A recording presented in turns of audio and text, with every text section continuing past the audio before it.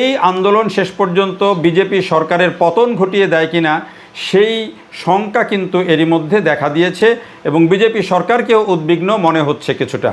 উদ্বিগ্ন হওয়ার কারণ। আসসালামু আলাইকুম প্রিয় বন্ধুরা, দেশে ও প্রবাসে যে যেখান থেকে দেখছেন প্রত্যেককে শুভেচ্ছা জানাচ্ছি আমি সাইদুল ইসলাম। জেনজি আন্দোলনের ধাক্কা এখন ভারতে, আর সেই জেনজি আন্দোলনের ধাক্কা এখন মোদি সরকার কিছুটা তটস্থ বলা যায়। কারণ এখন পর্যন্ত দক্ষিণ এশিয়ার যে 3টি দেশে জেনজি আন্দোলন হয়েছে সেই 3টি দেশেই কিন্তু সরকার পতন হয়ে গেছে। প্রথমে শ্রীলঙ্কা, তারপরে নেপাল, তারপরে বাংলাদেশ, এরপরে নেপাল, এবং 3টি দেশই কিন্তু ভারতের প্রতিবেশী দেশ। এর আগে আরব বসন্তের যেই আন্দোলন, সেই একই রকম রেজিম চেঞ্জের জন্য যে আরব বসন্তের আন্দোলন, সেগুলোও একই রকম হয়েছে। শুধুমাত্র ইরান বাদ দিয়ে, ইরানে যে জেনজি আন্দোলন সেটিকে বাদ দিলে সব আন্দোলনেই কিন্তু এই জেনজিদের আন্দোলনে এক ধরনের সফলতা এসেছে, সরকারের পরিবর্তন ঘটেছে। এই কারণে এখন ভারতে যখন এই জেনজি আন্দোলন, তরুণদের এই আন্দোলন শুরু হয়েছে, তখন সরকারের মধ্যে স্বাভাবিকভাবেই এক ধরনের আতঙ্ক মোদি সরকারের মধ্যে দেখা দিচ্ছে, এক ধরনের উদ্বেগ দেখা দিচ্ছে। কারণ আন্দোলনের প্যাটার্নগুলো কিন্তু মোটামুটি একই ধরনের।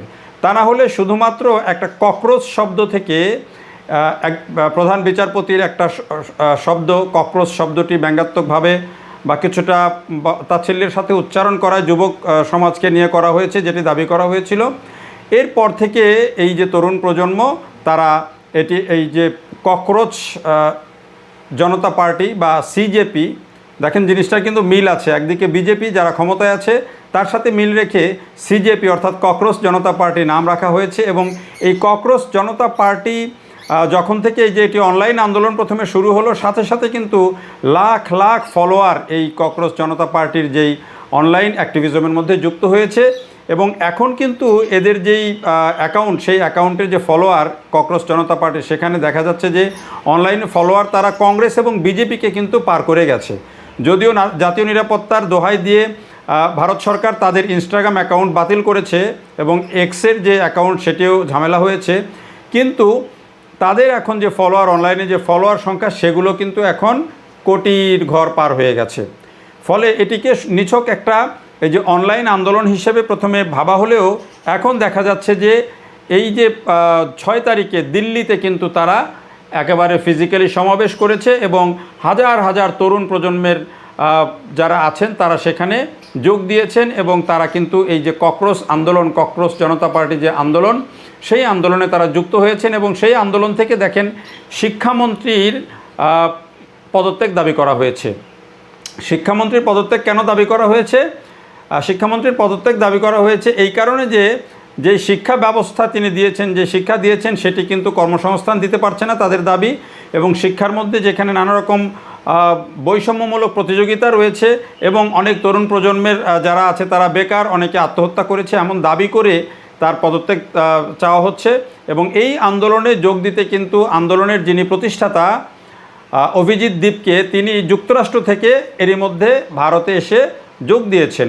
অভিজিৎ দীপকে নিয়েই মূলত এই আন্দোলন শুরু হয়েছিল এবং অভিজিৎ দীপকে এটির একটা সূচনা করেছিলেন, প্রতিষ্ঠা করেছিলেন। এবং তার যেই ক্যারিশমা এই অভিজিৎ দীপকের, সেটি কিন্তু এখন বিজেপি সরকারকে ভাবাচ্ছে। কারণ হচ্ছে দেখেন, যেগুলো আন্দোলন হয়েছে আমাদের সাউথ এশিয়ার যে আন্দোলনগুলো যদি আমরা চিন্তা করি, শ্রীলঙ্কাতে যেটি হয়েছে সেটি তরুণ প্রজন্মের হাত দিয়ে প্রথমে এরকম ছোট ছোট কিছু দাবি নিয়ে এসেছে, তারপরে সেটি বড় মিছিলের রূপ নিয়েছে, তারপরে সেটি সরকার পতনের আন্দোলনের রূপ নিয়েছে। বাংলাদেশেও ঠিক একই ঘটনা ঘটেছে। এখানে কোটা বিরোধী আন্দোলন থেকে শুরু, তারপরে এটি কিন্তু সরকার পতনের আন্দোলনের রূপ দেওয়া হয়েছে এবং সরকারের পতন ঘটেছে।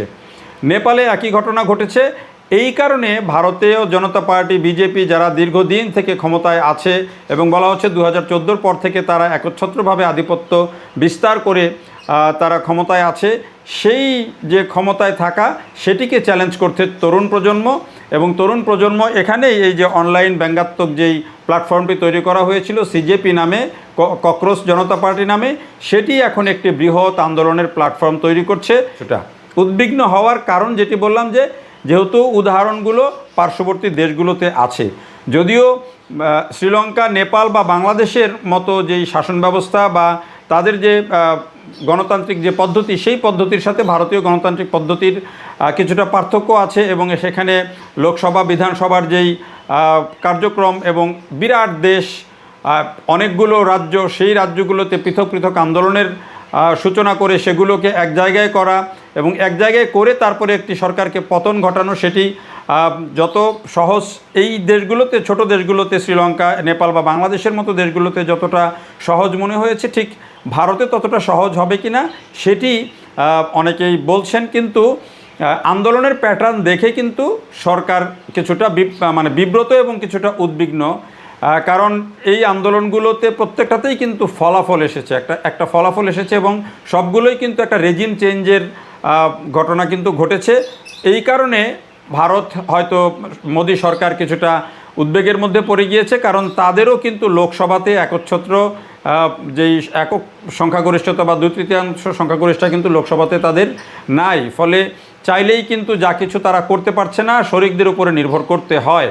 তো এই কারণে এই আন্দোলনকে ঘিরে এখন এই যে তরুণদের আন্দোলন, সেই আন্দোলন যদিও বলা হচ্ছে যে এটি সরকার পতনের আন্দোলন না, যদিও বলা হচ্ছে যে এখানে কোনো বিদেশি শক্তির ইন্ধন নেই, যদিও বলা হচ্ছে যে এখানে কোনো রাজনৈতিক শক্তির ইন্ধন নেই, কিন্তু নানানভাবে বিরোধী দলের যারা আছেন তারাও কিন্তু এই আন্দোলনকে নানানভাবে পুশ করছেন, তারা কিন্তু এই আন্দোলনের সাপোর্ট দিচ্ছেন এবং বলছেন যে এটি হচ্ছে তরুণদের গণতান্ত্রিক অধিকার। বিশেষ করে কংগ্রেস নেতারাও কিন্তু বলছেন যে এটি গণতান্ত্রিক অধিকার, তরুণরা এই তাদের প্রতিবাদ জানাবে, তাদের দাবি দাওয়া তুলবে, সেটিকে স্বাভাবিকভাবে নিতে হবে।